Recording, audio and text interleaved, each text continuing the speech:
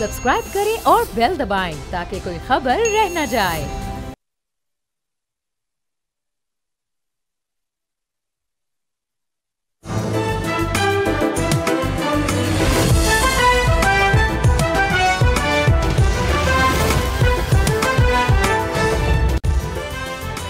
नाज़रीन, you are watching debate with Nadia Mirza. नाज़रीन, इस वक्त जिस अनप्रेसिडेंट सूरत हाल का हिस्सा पाकिस्तान को सामना है, हमें सामना है, पंजाब को सामना है, वो उसकी मिसाल डेफिनेटली पहले माजी में नहीं मिली है। इस वक्त तो बारिशें हैं, शदीद बारिशें और आज भी बारिशों की फोरकास्ट भी थी। और उसके बाद हमने देखा कि सैलाबी इलाकों में ही जो सैलाब से तबाह इलाके थे वहाँ पर बारिशों का सिलसिला भी वहाँ पर जारी रहा, जिससे डेफिनेटली रेस्क्यू सर्विसेज भी मुतासिर होती है।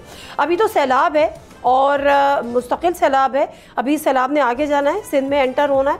अल्लाह करे कि उसकी इंटेंसिटी कम हो और पंजनत से जब होगा, सिंध की जो अथॉरिटीज़ हैं, जो गवर्नमेंट हैं, वो उनका कहना यह है कि हम मॉनिटर कर रहे हैं कि जब पंजनत पे आते आते सैलाब की इंटेंसिटी क्या होगी, उसी हिसाब से जो है वो हमारे भी इंतज़ामात पूरे हैं।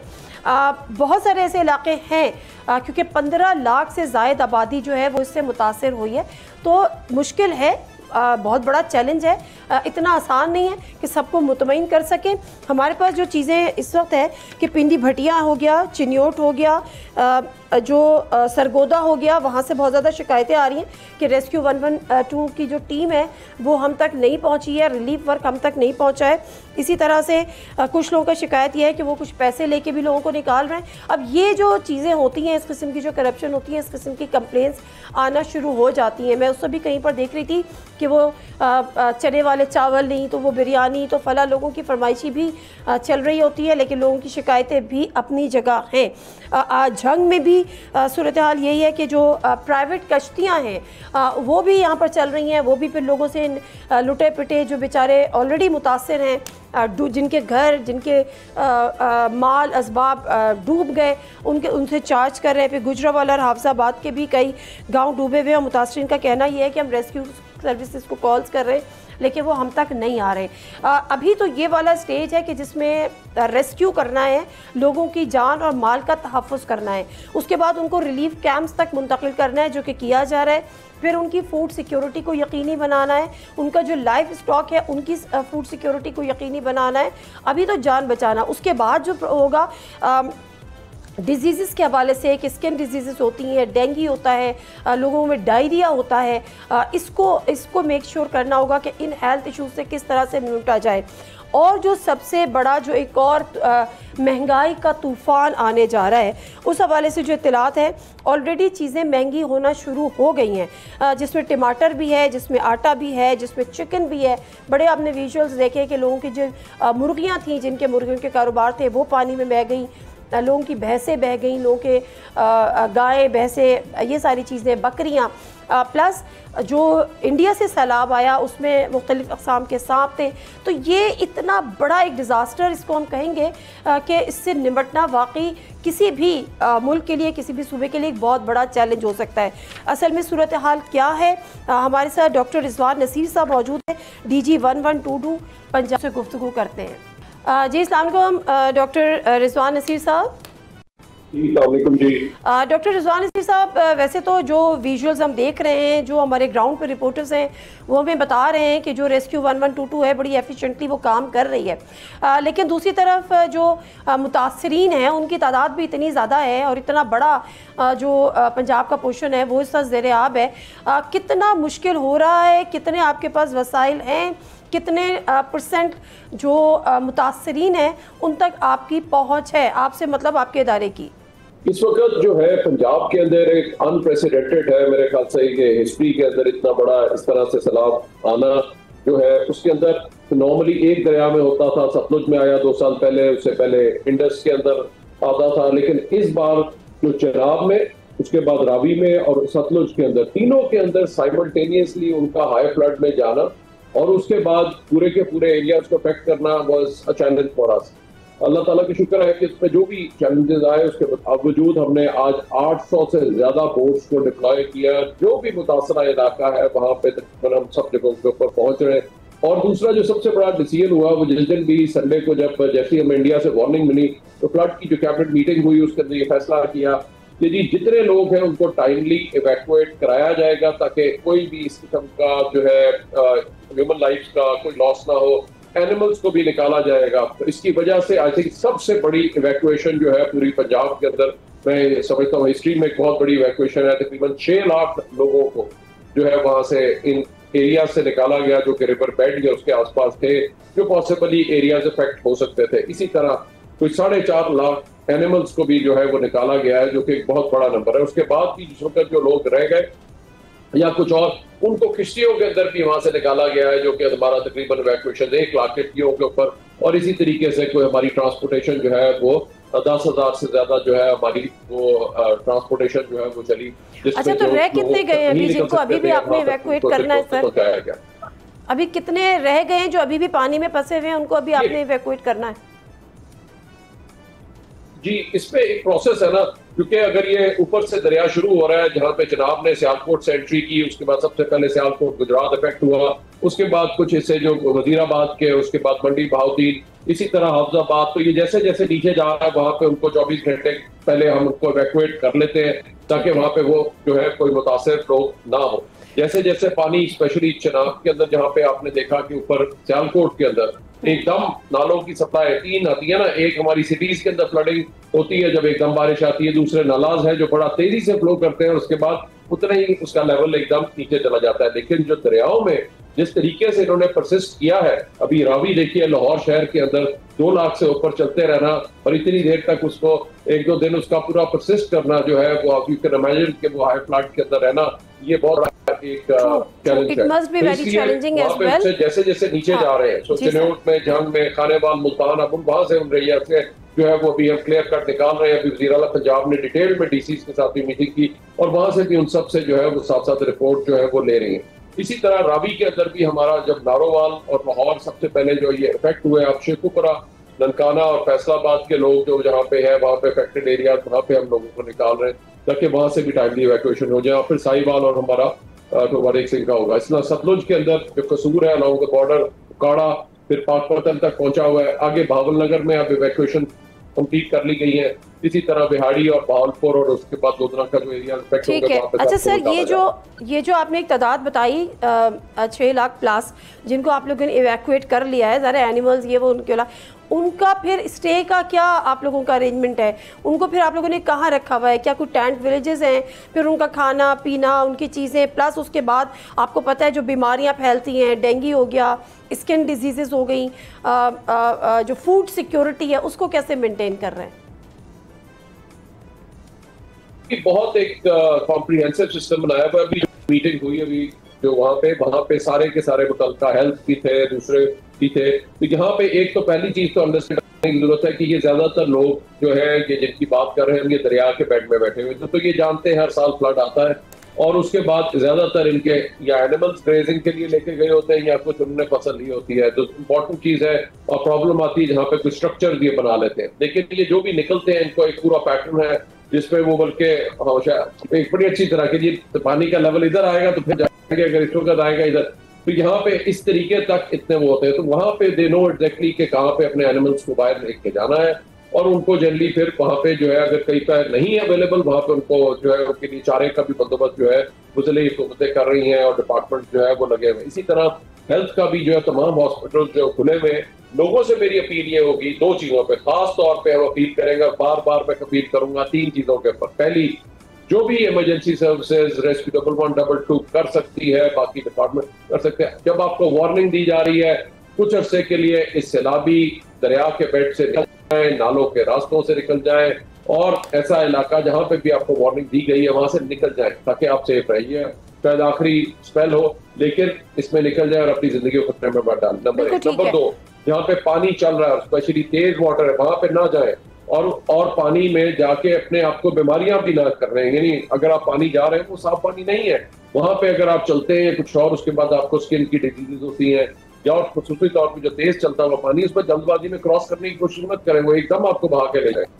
तो ये और इसी तरह जो बच्चे कुछ पॉन्ड बन जाते हैं वहां पे उनको बच्चों को जाके नहाने की जो है वो इजाजत इस तरह से मत दे क्योंकि आपको नहीं पता वो कितना वहां पे आगे किस तरह की नीचे है और या नीचे खुला है और कितना बेहतर वो स्विमिंग जानता है या नहीं जानता। तो ये कुछ चीजें हैं जो कि देखने में आ रही है। तो इन चीजों के ऊपर मेरी लोगों से अपील होगी कि हम जो कुछ कर सकते हैं, दिन और रात 24 घंटे रेस्क्यूअर्स भी लगे हुए हैं, सारी इंतजामिया भी लगी। आप लोगों से अपील है कि इन 3 चीजों का जरूर ख्याल करें ताकि आप महफूज रहें, और इस वक्त saving life is our top priority. ठीक है, thank you very much doctor Rizwan हसीस साहब, आपके टाइम का गुफ्तगू कर रहे थे DG 1122। अब बात यही है कि इतने बड़े पैमाने पर तबाही है, ख़ुद ये डॉक्टर साहब बता रहे हैं कि अनप्रेसिडेंट है कि तमाम के तमाम दरियाओं में, 4-5 दरियाओं में इस किस्म की तुग़यानी है। पानी जो है वो इतनी इंटेंसिटी के साथ आगे जा रहा है, लेकिन बहरहाल जो वसाइल हैं उसके अंदर रहते हुए जो है वो उनकी मदद की जा रही है। एक रिक्वेस्ट जो उन्होंने की है फैक्ट्री से कि इंतज़ामिया के साथ ताउन करें। हम कई वीडियोस ऐसे भी देखते हैं कि लोगों को कहा जा रहा है कि आप वहाँ से इवैक्यूएट कर जाएं, लोगों को बुलाया जा रहा है, लेकिन लोग अपनी जगह को छोड़ने को तैयार नहीं हैं।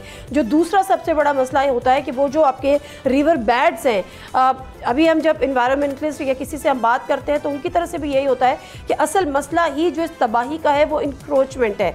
अब ये हुकूमत की पॉलिसीज़ हैं और ये पॉलिसीज़ का तसलसल है जो कि बाइस बनता है इस सैलाब का और इन तबाहियों का। अगर आप वंस फॉर ऑल इन बैट्स को कर लें और नो गो एरिया बना दें कि यहाँ पर मज़ीद कोई आबादियाँ, मज़ीद कोई रिहाइश, मज़ीद कोई हाउसिंग सोसाइटीज़, कोई रिजॉर्ट्स, कोई फार्म हाउसेस, कोई होटल्स नहीं बनेंगे, तो फिर मेरा ख्याल है सूरत हाल से उस हद तक निपटा जाएगा। ब्रेक लेते हैं, ब्रेक से वापस आते हैं। वाटर एक्सपर्ट हमारे साथ हैं, एनवायरमेंटल एक्सपर्ट हमारे साथ होंगे, उनसे भी ज़रा जानेंगे कि अब आगे क्या होने जा रहा है। ब्रेक लेते हैं, स्टे विद अस।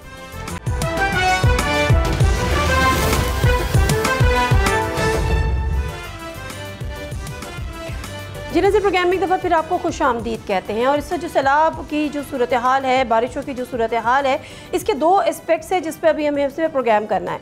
वो ये कि क्या ये जो मौजूदा हालात हैं, जो बारिशें हैं, जो सैलाब हैं, क्या इसकी वजह सिर्फ़ और सिर्फ क्लाइमेट चेंज है, यानी मौसमियाती तब्दीली है, या इसके अलावा हमारी अपनी भी कुछ गलतियाँ हैं, अपनी भी कुछ नाअहलियाँ हैं और अपनी भी कुछ कोताहियाँ हैं जिनको रिव्यू करने की ज़रूरत है, रिविज़िट करने की अपनी पॉलिसीज़ को ज़रूरत है। दूसरी तरह जब हम सैलाब की हम बात करते हैं और एक वक्त होता है जब हम पानी के लिए तरस रहे होते हैं, बूंद बूंद को तरस रहे होते हैं, बारिशों के लिए दुआएं कर रहे होते हैं, और फिर एक वक्त ये होता है कि पानी इतना होता है कि वही पानी जो है वो हमारे लिए ज़हमत बना होता है और वो पानी पे ज़ाया भी हो जाता है। डैम्स हमारे पास नहीं है, अब नहीं है, अभी तो सूरत हाल यही है। क्या कोई और तरीक़ा हो सकता है कि हम इस पानी को आने वाले वक्त के लिए स्टोर कर सकें, या आने वाले वक्त में क्या डैम ज़रूरी हैं, डैम ज़रूरी नहीं है, कहाँ बन सकते हैं? ये भी अब एक बहस का आगाज़ हो गया है। इन दोनों चीज़ों पे ज़रा गुफ्तगू करेंगे। हमें ज्वाइन किया अली तौक़ीर शेख साहब ने, जो कि एनवायरमेंटल एक्सपर्ट, और उसके साथ साथ अरशद एच अब्बासी साहब ने, वाटर एक्सपर्ट हैं। दोनों मेहमानों का बहुत बहुत शुक्रिया प्रोग्राम में शामिल होने के लिए। अली तौक़ीर शेख साहब, आपसे इस बात का जिक्र करूँगी और मुझे याद पड़ता है जब KP में, बुनेर वगैरह में ये हालात हुए थे तब भी हमने आपको ज़हमत दी थी। सर, हम जब बारिशें होती हैं, सैलाब आता है, जो कुछ हुआ, जो कुछ भी हो रहा है, इसकी तमाम बहुत आसान है कि इसकी ज़िम्मेदारी हम उठा के रख दें कि जी मौसमियाती तब्दीली और climate change is the reason, और हम तो बस नेक हैं, शरीफ हैं, ख़ता से भी पाक है, हमारी तो इसमें कोई लेना देना नहीं है, हम तो बड़े मजबूर हैं। क्या वाकई ये सबसे आसान तरीक़ा है क्या, या हकीकत भी यही है? देखिए, ये क्लाइमेट चेंज को कहते हैं कि थ्रेट मल्टीप्लायर है। अगर आप साथ साथ उसकी तैयारी नहीं करते, अपने आप को प्रिपेयर नहीं करते और अपनी पॉपुलेशन को प्रिपेयर नहीं करते, अपनी इकोनॉमी को उसके मुताबिक एडजस्ट नहीं करते, तो उसको नेग्लिजेंस आप कह सकते हैं। और जब लोगों की ज़िंदगियों का मसला हो और मिलियंस ऑफ लोगों की ज़िंदगी का मसला हो, तो फिर नेग्लिजेंस नहीं सिर्फ होती, फिर क्रिमिनल नेग्लिजेंस होती है। और जब हुकूमत के या हुकूमतों के अपने लॉज की वायलेशन हो रही हो, तो वो भी क्रिमिनल नेग्लिजेंस की कैटेगरी में आता है। क्लाइमेट चेंज का जो सिंपलेस्ट इलाज है हमारे लिए, वो उसके मुताबिक एडजस्ट करने के लिए रूल ऑफ लॉ है। अपनी गवर्नेंस को स्ट्रेंथन करना है, अपनी इकोनॉमी का, अपने लोगों को उसके लिए तैयार करना है, और वो फंक्शन है स्ट्रॉन्गर गवर्नेंस का। तो बाकी तो अब देखिए, इतनी सारी पॉपुलेशन जब एक्सपोज्ड होती है तो इकोनॉमी को, लोगों को, उनकी जो एसेट्स हैं उनको बहुत ज़्यादा रिस्क होता है। Exactly. और किसी भी सोसाइटी के लिए बड़ी शर्मनाक बात होती है। अभी तो हम लोगों की जान बचाने की बात कर रहे हैं, पानी अपने पीक्स पे चल रहे हैं, बड़ी प्रिकेरियस पोजीशन है, कोई इंफ्रास्ट्रक्चर का खुदा न खास्ता नुकसान ना हो जाए, ठीक है ना। अभी तक हुकूमत ने जो इवैक्यूएशन की हैं, we have been very fortunate कि लॉस ऑफ लाइफ हमारे यहाँ बड़ा कम हुआ है कंपेयर टू इंडिया, जहाँ पे हमसे कम बारिशें हुई, हमारे यहाँ ज़्यादा हुई। और फिर हमारे पास इंडिया वाला पानी भी आया, ज़्यादा पानी था हमारे पास, we were all right in evacuation. मगर ये लास्ट मिनट चीज़ें हैं। असल चीज़ ये है कि where are the civilian institutions जिनका ये काम था। असल चीज़ तो ये है ना कि where are our plans for urban planning, why we were not prepared, why we were not prepared. ठीक है, इसको ज़रा मैं आगे कंटिन्यू करूँगी। अरशद एजाबासी साहब, पहले तो मुझे ये बताएं, हम बात तो कर रहे हैं आबी जारियत की, लास्ट मोमेंट पे उन्होंने इंटीमेट भी किया, साथ ही पानी भी छोड़ दिया। पानी छोड़ने के अलावा इंडिया के पास कोई ऑप्शन था? क्योंकि जाहिर है, ठीक है, उन्होंने नहीं किया होगा, डेलिब्रेट नहीं किया होगा, दोस्त तो नहीं है, दुश्मन ही है, मुझसे कैसे खैर की उम्मीद रख सकते हैं। लेकिन क्या हम प्रिपेयर्ड थे? क्योंकि ये जो नज़र रखते हैं, चाहे वो मैट ऑफिस हो गया या डिफरेंट हमारे जो अदारे हो गए, वो डेफिनेटली वहाँ के मौसमियात पे, मौसमियाती तब्दीली पर, इन चीज़ों पर तो नज़र रखते हैं। क्या हम प्रिपेयर्ड नहीं थे? और क्या इंडिया के पास पानी छोड़ने के अलावा कोई और ऑप्शन था? आज अगर आप मेरा ऑपरेट देखेंगे, मेरे मुझे 30 साल हो गए थोड़ा सा इंडिया के साथ भी डील करते हुए, एक चीज़ इंडिया ने मैनिपुलेट की है, और वो मैनिपुलेशन जो है वो international court of criminal court तक जाती है। अली तिकरी शोएख मेरे ख्याल में अगर बता भी सकते अपने इंडियन कोलीग को, डैम मैनिपुलेट करना इज अ वार क्राइम। ये वार क्राइम वो नहीं है गोलियां चल रही हैं, ये पोस्ट लड़ रही है, वो चल रही है। लेकिन ये जो ये वाले फ्लड जो रावी में आया है और चनाब में आया है, देखिए रंजीत सागर डैम जो सबसे बड़ा उनके ऊपर है, उसकी तकरीबन आप कह सकते हैं कि 2.25 लाख मिलियन एकड़ फीट कैपेसिटी है। हमें चेक करना पड़ेगा कि वहाँ डैम के गेट क्या लगातार खोले गए, फिर बंद हुए, खोले गए, वो फ्लड पीक से पता लगता है। ये बड़ी इंटरेस्टिंग हाइड्रोलॉजिकल, ये आप जिसे कहते हैं कि कम्प्लेक्स सिविल इंजीनियरिंग है, ऑफ द कफ नहीं कह सकते। लेकिन मैं एक बात कह सकता हूँ कि चनाब के ऊपर दिलदस्ती है, बगलियार है और सलाल है। यहाँ सबसे बड़ी कैपेसिटी इसकी 31 एकड़ फीट है, 31,000 एकड़ फीट है इसकी, सबसे बड़ा बगलियार की, जबकि पानी का फ्लो इससे कहीं ज्यादा है। ये छोटे, यानी आप कह सकते हैं बहुत बड़ी बाल्टी, उसमें इस गिलास को मैं मैनिपुलेट करूं, वो नहीं हो सकता। लेकिन नादिया, बिल्कुल ठीक है, मैं वापस आती हूं। मेरी एक बात जी, मैं सर वापस आती हूं, मैं सर वापस आती हूं आपकी तरफ, मैं सर वापस आती हूँ आपकी तरफ। अली तौकीर शेख साहब, आप मुझे बताएं कि इससे जिसका आपने जिक्र किया कि ये एक तो नेग्लिजेंस, और अगर आप उसको नहीं देखते बावजूद इसके कि आपको उसके थ्रेट का भी इल्म होता है, तो ये क्रिमिनल नेग्लिजेंस है। वो कौन कौन सी ऐसी चीज़ें हो? एक तो इंक्रोचमेंट हो गई, जो हमने सोसाइटीज़ बना दी धड़ाधड़, कि इतने साल जो फ्लड नहीं आया या इतने साल उस दरिया में पानी नहीं आया, और क्या इसकी वजूहत हो सकती हैं, और इस वक्त फौरी तौर पर इनसे निपटा कैसे जाए? क्योंकि वहाँ तो बड़े बड़े घर बन गए, होटल्स बन गए, रिजॉर्ट्स बन गए। देखिए, ये फौरी तौर पर वाली कोई चीज़ एग्जिस्ट नहीं करती है इस गेम। इसका स्केल इतना बड़ा है, कोई यूरोपियन कंट्रीज की तरह छोटा मोटा नहीं है, ये इट्स वेरी लार्ज। मगर मैं आपको 3 चीज़ें बतला सकता हूँ, 4 चीज़ें बतला सकता हूँ, कार्डिनल प्रिंसिपल्स हैं। पहला ये है कि एक्सेप्ट द ग्रेविटी, पानी ने नीचे की तरफ आना है, और जो चीज़ उसके रास्ते में आएगी डैमेज हो जाएगी, डिस्ट्रॉय हो जाएगी, that's one. Second, except the rivers right to life. River मरते नहीं, आपने पूरी कोशिश कर लिया कि रावी मर जाए, रावी नहीं मरा, और यकीन कीजिए जब रावी मरेगा तो लाहौर भी नहीं बचेगा। तो जो राइट टू लाइफ है रिवर्स का, उसे हमें एक्सेप्ट करना पड़ेगा। उसका जो पैसेज है 100 साल में एक दफ़ा भी वहाँ पे अगर दरिया गया तो वापस ज़रूर जाएगा, वो वहाँ पे कोई चीज़ नहीं आनी। अच्छा। थर्ड उसका जो है कि रिवर की स्ट्रेंथ उसके शोल्डर्स होते हैं, उसके बैंक जो होते हैं। अगर आप उनके ऊपर इंक्रोचमेंट्स करेंगे तो ना सिर्फ रिवर तंग होगा, बल्कि आपकी वल्नरेबिलिटी बढ़ जाएगी। और वो जो एक जोन है जिसको 200 फुट के तौर पे, ये जितने मर्जी फुट के ऊपर आप डिफाइन करें, लॉज में किया भी हुआ है, वो सिर्फ ग्रीन बेल्ट हो सकती है। अगर आप उससे हटके हैं तो इस क्वांटिटी का पानी गुजर भी जाएगा और हमें इंशाल्लाह खौफ भी कोई नहीं होगा। 3 चीज़ें। अच्छा। चौथी चीज़ जो सबसे अहम है मेरे नज़दीक, द प्रेजेंट सिचुएशन, हमारी पॉपुलेशन बहुत ज़्यादा और बड़ी तेज़ी से बढ़ रही है, and poor have the right to life also, and there is the right to dignity. जो जैसे अभी मेरे कलीग ने कहा, उन्होंने बड़ी अच्छी की है, फ्लड जोनिंग होती है। आप उन जोन से बाहर हाउसिंग सोसाइटीज़ बनाएं, वहाँ पे उनको सब्सिडाइज इंफ्रास्ट्रक्चर प्रोवाइड करें, ये जो इलीगल माफियाज उनको दरियाओं में जगह देते हैं, उस चीज़ों से निकलने की कोशिश करें। जब वहाँ पे हम जाएंगे तो यही लोग हमारी इकोनॉमी का इंजन होंगे, इसमें प्रोडक्टिविटी लाएंगे। उनको बार बार हमें जो है ना वो ना उनकी रेस्क्यू के लिए हमें पैसे खर्च करने पड़ेंगे, ना उनकी एजुकेशन के लिए बार बार इंस्टीट्यूशन बनाने बिल्कुल पड़ेंगे। ठीक है, बिल्कुल ठीक है सर, मगर ये लॉन्ग टर्म प्लानिंग है ना ज़ाहिर, जिसका आप जिक्र कर रहे हैं कि आप बहरहाल ये सजेशंस हैं और ये एडवाइस है जो कि होना चाहिए। मुझे एक और चीज़ ये बताएं, जिस तरह से आपने कहा कि पानी हमेशा नीचे की तरफ आएगा, तो वो हम इससे जो देख रहे हैं वो यही देख रहे हैं ना कि इंडिया से पानी यहाँ पर आ रहा है, वहाँ पर कॉन्स्टेंट अभी भी बारिशें हैं। कल भी मैं देख रही थी कि जो ऑक्यूपाइड कश्मीर है वहाँ पर भी क्लाउड बर्स्ट है। इसका मतलब है चाहे पाकिस्तान हो चाहे इंडिया हो, क्लाइमेट चेंज की जद में है, हमारे यहाँ इंक्रोचमेंट है, डेफिनेटली वहाँ पर भी होगी। तो आने वाले वक्त में भी ये सिलसिला इसी तरह से रहेगा, कितनी मजीद बारिशें और कितने मजीद सैलाब? जी बिल्कुल ऐसे ही रहेगा, और जितना ज़्यादा टेम्परेचर्स बढ़ेंगे उतनी ज़्यादा प्रेसिपिटेशन होगी। क्लाइमेट चेंज का ये असूल है, इसको गिरा से बांध लीजिए। और इंडिया का लैंड मास बहुत बड़ा है, और जो जिस एरिया की ग्रेविटी हमारी तरफ है वो एरिया भी बहुत बड़ा है। इसका मतलब है कि पानी की क्वांटिटीज़ जो इंडिया अगले 10-15 साल अगर रुकना भी चाहे तो नहीं रोक सकता। 10-15-20 साल में अगर कोई ऐसा इंफ्रास्ट्रक्चर बना ले तो वो फिर भी 5 या 10 मिलियन एकड़ फीट, 15 मिलियन एकड़ फीट से ज़्यादा का सिलसिला नहीं कर सकते, फिर भी हमारे पास ऐसी क्वांटिटीज आएंगी। तो हमें ये देखना ये है, पाकिस्तान में डैम्स के ऊपर कोई कंट्रोवर्सी नहीं है, ये जाली बात है। सिर्फ काला डैम के ऊपर हुई थी, मगर देखिए आपके बाकी डैम आपकी नेशनल पॉलिसी में दिए हुए हैं। $14 बिलियन का आपने उसके ऊपर बजट कमिट किया हुआ है कि हम देंगे। सर कैसे नहीं है सर, यहाँ तो कैनाल्स पे कंट्रोवर्सी है, आपके इल्म में है अभी कैनाल्स पे हो सकती है, डैम्स के ऊपर इस वक्त कोई कंट्रोवर्सी नहीं है।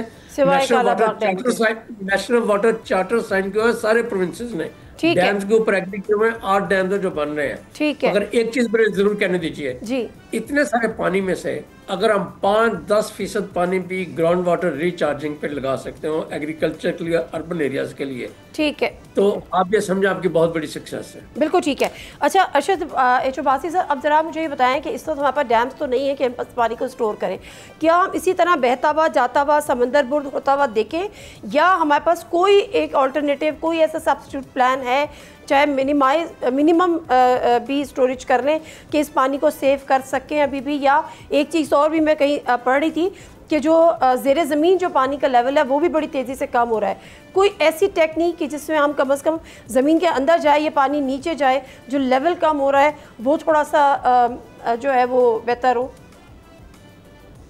नादिया, बात ये है कि अभी मेरे दोस्त ने भी बात की है, ये मेरे दोस्त है, मैं क्या बात करूँ, वो इससे पहले एक और भी आ चुके हैं, एक इंजीनियर फिलोसोफर। पानी जब नीचे इन्फिल्ट्रेट होता है उसकी स्पीड बड़ी कम होती है। ये इस वाटर की स्पीड जो सरफेस स्पीड है ये बड़े हाई होती है। इसको एक जगह पे कोई, या तो आपको रिजर्वायर चाहिए, आपको तो रिजर्वायर सबसे बड़ा नीचे पानी रिचार्ज करता है। अभी कुछ नहीं अगर हो आप ये सकता कहें अभी इस लेवल पे कुछ नहीं हो सकता, या तो ये है कि आप बैंक तोड़ दें, कि एरिया राइट और लेफ्ट चले जाएं, प्लेन एरिया में पॉपुलेशन में चले जाएं, फिर जाके पानी इन्फिल्ट्रेट होगा, फिर पानी रिचार्ज होगा। ऐसे आप कहें कि दुनिया में कोई मैकेनिज्म नहीं आया। लेकिन मैं यहाँ पे एक बात कहना चाहता हूँ बड़ी सीरियस बात ये है कि मैं गवर्नमेंट ऑफ चाइना का एडवाइजर रहा हूँ जी 2 साल, और वो एक मेरा वाटर पे एनर्जी पे। देखिए बात सुनिए, ब्रह्मपुत्रा रिवर के ऊपर कोई ट्रीटी नहीं है इंडिया पाकिस्तान, लेकिन मैं जब वहाँ बीजिंग में था तो उन्होंने एक मैकेनिज्म लाया, मुझसे पूछा, मैं कहा यस डू इट। आप यकीन करें कि ब्रह्मपुत्रा रिवर के ऊपर सेंसर लगे हुए और इंडिया को रियल टाइम डाटा आ रहा होता, फ्लो कितना है, बारिश कितनी हुई, सब कुछ। हाँ। ये प्लीज नोट इट डाउन, ये कल के अपडेट भी मेरा है। अनफॉर्चुनेटली हमारा जो हमसाया मुल्क है हमारा, ठीक है, हम इस पैटर्न को फॉलो कर सकते हैं, इस टेक्निक को। अब आप एक और दूसरी बात, बड़ी अहम बात है, ये आपने चूंकि बात का मौका नहीं मिलता और मैं अली तकीन शेख के भी कंसेप्ट ठीक करना चाहता हूँ। हमारे यहाँ जो डैम बने, मंगला डैम, तरबेला डैम, या गाजी रन ऑफ रिवर है, या चश्मा, आप यकीन करें 16 to 20 टाइम्स अपनी कीमत पूरी कर चुके हैं। एक बात ये है, ठीक है, मैं नहीं बात करता क्यों नहीं, अगर सुनिए कालाबाड़ डैम अगर बना होता तो पता क्या होता आज, आज हमारे गैस के रिजर्व वहीं पे होते हैं, क्योंकि जो बिजली हमने पानी से बनानी थी वो हमने गैस पे बनाई। हाँ, और बहुत बड़े सारे हैवी दिल से। ठीक है sir, we got your point sir. कभी नेक्स्ट प्रोग्राम में इस पे फर्दर डिटेल से बात करेंगे। अरशद साहब आपका भी शुक्रिया, अली तौकीर शेख साहब आपका भी बहुत बहुत शुक्रिया। बात यही है कि बहुत आसान है चेंज को मोदी से इल्ज़ाम ठहरा दें। जो एनवायरमेंटल एक्सपर्ट हैं वो कह रहे हैं हमारी अपनी गलतियाँ हैं, कोताहियाँ हैं, और ये सिर्फ हमारी अपनी नेग्लिजेंस नहीं है, ये क्रिमिनल नेग्लिजेंस है जब आपके लोगों की जान और माल स्टेक पर हो। ब्रेक ले लेते हैं, ब्रेक से वापस आते हैं। अली मोहम्मद खान साहब हमारे साथ मौजूद होंगे, जो एक नई सियासी हिकमत अमली है कि इस्तीफे दो, स्टैंडिंग कमेटी से बाहर निकलो, ये कर रहे हैं। क्या ये अटल फैसला है और उसके बाद क्या पार्लियामेंट से भी बाहर निकलने का इरादा है? ब्रेक से वापस आते हैं तो जानते हैं।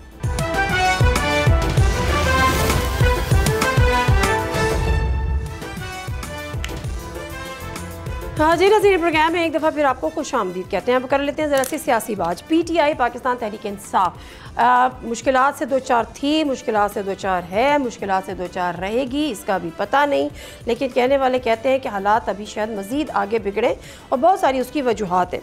लेकिन अभी जो हालिया हिकमत अमली है, एक नई जो हिकमत अमली उन्होंने की है कि जी जो स्टैंडिंग कमेटीज़ हैं, जितने भी MNAs हैं वो उससे रिज़ाइन कर दें। बड़ी तादाद में MNAs रिज़ाइन कर तो रहे हैं। दूसरी तरफ खबर ये भी थी कि हुकूमती जो यानी जो बेंचेस हैं, जो करता धरता है, उन्होंने सोचा है कि इनके इस्तीफ़े एक्सेप्ट नहीं किए जाएंगे और शायद पार्लिमानी किसी क़यादत से रब्ता भी इस हवाले से किया गया है। लेकिन क्या ये हतमी फ़ैसला है PTI का और क्या ये कारगर भी साबित होगा या आगे पार्लियामेंट से भी बाहर निकलने का इरादा है? इस पर ज़रा बात करेंगे। अली मोहम्मद खान साहब सीनियर PTI रहनुमा है हमारे साथ मौजूद। अस्सलाम वालेकुम अली मोहम्मद खान साहब। जी वालेकुम सलाम। अली मोहम्मद खान साहब, मेरे सामने आपकी वो एक्स पे पोस्ट पड़ी हुई है जिसमें आपने कहा है कि आपने अपना रेजिग्नेशन जो है वो स्पीकर ऑफिस में को हैंड ओवर कर दिया है। 3 कमेटीज़ में थे आप, law and justice, human rights, parliamentary affairs. क्या फ़र्क पड़ेगा सर इससे? वैसे क्या करवाना चाह रहे हैं आप लोग? बहुत शुक्रिया। बिस्मिल्लाहिर्रहमानिर्रहीम, अल्लाहुम्मा सल्ली अला मुहम्मद व अला आलि Muhammad. As a protest resignations हमने सबमिट की हैं। पार्टी का फैसला है कि ये जो डिस्क्वालिफिकेशंस हुई हैं और जो सज़ाएं दी हैं उस पे हमने जो एक पॉलिटिकल आप एहतजाज करते हैं, कॉन्स्टिट्यूशन में आप एब्सटेन भी करते हैं, आप रिज़ाइन भी करते हैं, तो उस पे एक एहतजाज हमने जमा किया है। एक एहतजाज के तौर पे कौमी असम्बली से पहले स्टेज में और फिर सेनेट से भी शायद स्टैंडिंग कमेटी से फैसला हो तो उससे निकले हैं। क्या इससे हुकूमत अपना किबला दुरुस्त करेगी या हुकूमत को बहुत ज़्यादा प्रेशर पड़ जाएगा, ये तो वक्त साबित करेगा। लेकिन बहरहाल एहतजाज किसी सियासी जमात का हक है और उस पर पार्टी का फैसला था और हमने उस पर बिस्मिल्लाह पढ़ी। सर, पार्टी का फैसला था, आपने इस पर बिस्मिल्लाह पढ़ी, आपने एहतजाजन ये किया, लेकिन दूसरी तरफ एक इम्प्रेशन ये है, या शायद आप इससे एग्री करेंगे, आप अपनी स्पेस छोड़ रहे हैं, आप अपनी स्पेस स्क्वीज़ किए चले जा रहे हैं। आप खुद कह रहे हैं कि वक्त फैसला करेगा, इसलिए आप भी अभी तक कन्विंस नहीं है कि आपके इस एहतजाज से हुकूमत को किसी किस्म का फ़र्क पड़ेगा या हुकूमत किसी किस्म के दबाव में आएगी। तो ये आप लोग जो स्पेस अपनी छोड़ने वाली या स्पेस अपनी स्क्वीज़ करने वाली हिकमत अली से आप कन्विंस्ड है? अली मोहम्मद खान साहब कन्विंस्ड है? देखिए, पार्टी के अंदर इन चीज़ों पर बड़ी डिस्कशन डिबेट होती है। इस वाले पे तो ज़्यादा नहीं हुई, लेकिन बहुत सी चीज़ों पे होती है। ये पॉलिटिकल जो हमारी सियासी कमेटी है उसमें एक दिन इस पे डिस्कशन हुई है। चूँकि पार्टी का फैसला हो चुका है और मेरी जो ज़ाती राय वो अहमियत नहीं रखती, लेकिन मैं तो हमेशा इस बात का कायल रहा हूँ और ये वक्त ने साबित भी किया है कि एक आदमी भी फर्क डाल सकता है। हमारी जो तारीख दोबारा 9 अप्रैल के बाद खड़ी हुई तो उस एक स्पीच के बाद हुई, तो आप स्पेस आपको नहीं देनी चाहिए। ये तो इससे तो मैं डिसएग्री नहीं करता, लेकिन जाहिर है जमहूरियत है, इसमें सब लोगों की राय आती है, तो जो पार्टी का फैसला होता है उसको फिर आप ओन करते हैं। आप ये कह रहे हैं कि ये जमहूरी बात है, जमहूरी चीज़ कहाँ से जमहूरी? इमरान खान साहब ने जेल में बैठ के एक फैसला सादर कर दिया और आप लोग बाहर बैठ के ग्राउंड रियलिटी को जितना आप लोग जानते हैं शायद खान साहब उससे वाकिफ ना हो, लेकिन आप लोग आंखें बंद करके उस पर अमल कर रहे हैं। और बहुत सारी इत्तलात हम तक भी हैं कि पार्टी के अंदर भी अब ये चीज़ हो रही है कि खान साहब ग्राउंड रियलिटी से इस वक्त उस हद तक वाकिफ नहीं है। ऐसी कोई इम्प्रेशन देना कि पार्टी जो लीडरशिप है उनमें और खान साहब के बीच में कोई कम्युनिकेशन गैप है या कोई मिसअंडरस्टैंडिंग है या कोई कॉन्फिडेंस नहीं है, ये मुनासिब नहीं होगा। हाँ, इस बात से मैं इनकार नहीं करता कि जो पॉलिटिकल लीडरशिप है उसकी खान साहब तक रसाई तकरीबन नामुमकिन बना दी गई है। कुछ लोग जो जा भी रहे हैं उसमें उनकी सिस्टर्स जाती हैं या जो हमारे लॉयर्स हैं वो जाते हैं, जो इत्तेफाक से ओहदों पे भी हैं, जिम्मेदार ओहदों पे हैं, लेकिन पार्टी के साथ उस तरह से 20-25 साल या 10-12 साल की पॉलिटिकल ग्रूमिंग जो होती है वो जिन लोगों की हुई भी है उनमें से किसी को भी इस वक्त खान साहब तक रसाई नहीं है। Exactly. This is exactly my point. क्या आप खान साहब की जो हालिया ट्वीट है जो कि महाजर आई है, भिड़ जाने वाली है, हेड ऑन लेने वाली, आप उससे मुत्तफिक हैं? आप उसको डिफेंड कर रहे हैं? आप मुत्तफिक हैं? अगर है तो फिर आप उसको रिट्वीट कर रहे हैं। मैं दोबारा आपको वादे करता हूँ। देखें, खान साहब की इदारे से बतौर इदारे कभी ना कोई लड़ाई थी ना है, क्योंकि सबसे ज्यादा सरबराह से इमरान खान साहब भी इस इदारे को सपोर्ट करते रहे। देखिए, सरबराह से डिफरेंस ऑफ ओपिनियन है। डिफरेंस ऑफ ओपिनियन किस चीज पे है? वो इस चीज पे है कि वो इदारे को इन चीजों से दूर करें ताकि ये जो सियासी मामलात हैं, ये जो उमूरी मुमलिकत हैं, ये सियासतदान ही डील कर रहा हूं। मैं समझता हूँ, देखें, इस पे न मेरी बात मुकद्दम है न खान साहब की। इसमें सबसे मुकद्दम बात तो इस मुल्क के बानी की है, कायद-ए-आज़म मोहम्मद अली जिन्ना की।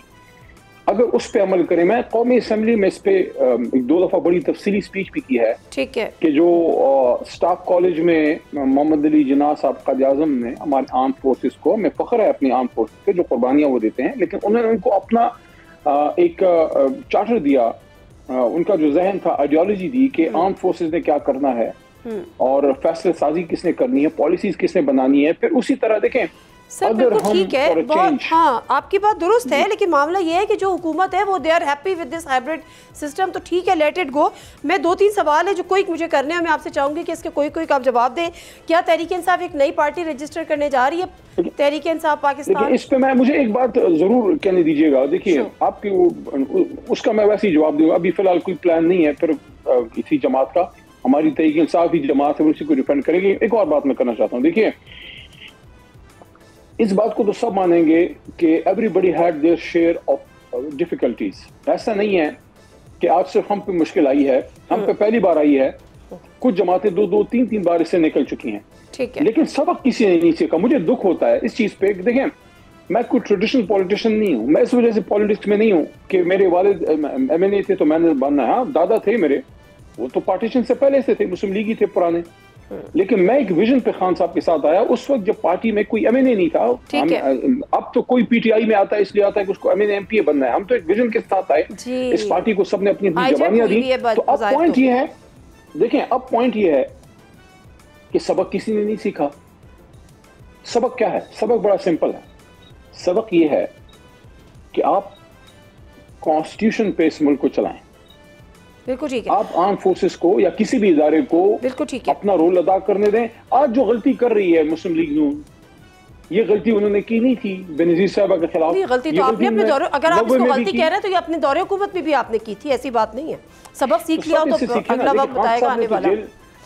खान साहब ने तो जेल के अंदर से आपको एक सोल्यूशन दिया, और मैं इसका क्रेडिट खुद लेना चाहूंगा कि ये बात मैंने उनको की। खान साहब ने उसको अप्रिशिएट किया, उन्होंने मैसेज दिया बाहर। मेरा मकसद क्या था?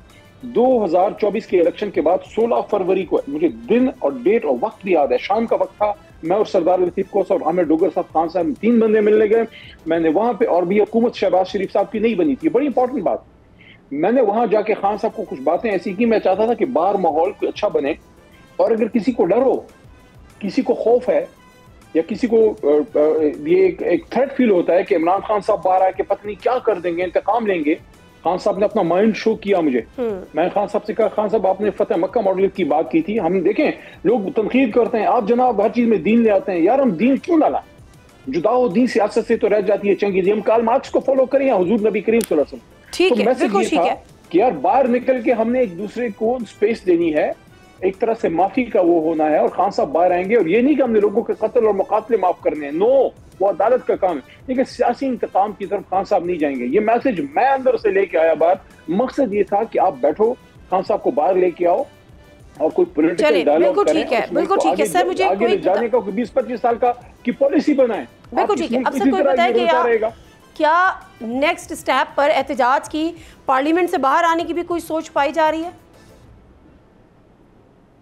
देखिए, इसका नहीं मुझे इल्म, अगर होगी तो मैं अपनी राय दूंगा। मैं पिछले भी उसके महक में नहीं था। मैं समझता हूँ कि हमें अपने आखिरी सिपाही तक, आपको अपनी आखिरी गोली तक लड़ना होता है। गोली का मतलब ये नहीं है सियासत में तशद्दुद की बात, आपने अपने आखिरी बंदे तक फाइट करनी होती है, क्योंकि ये निजाम हमें पार्लियामेंट में नहीं देखना चाहता, ना उसने हमें आने दिया ना हमें अंदर छोड़ रहा है।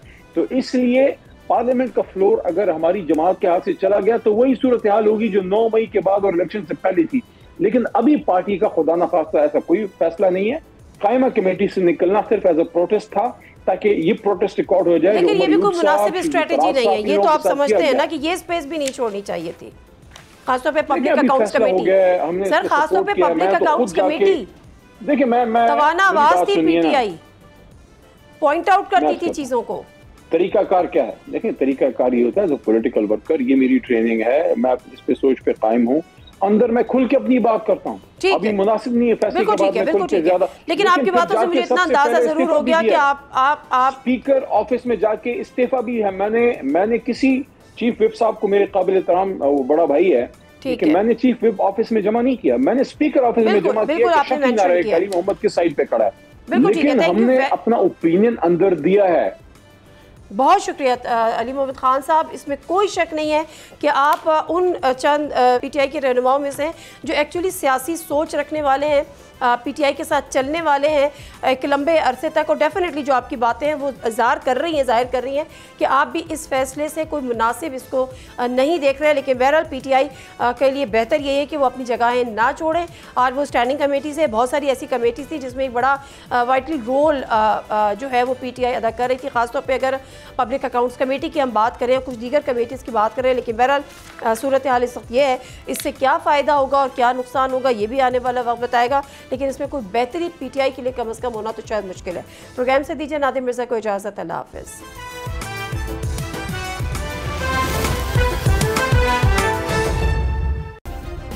सब्सक्राइब करें और बेल दबाएं ताकि कोई खबर रह न जाए।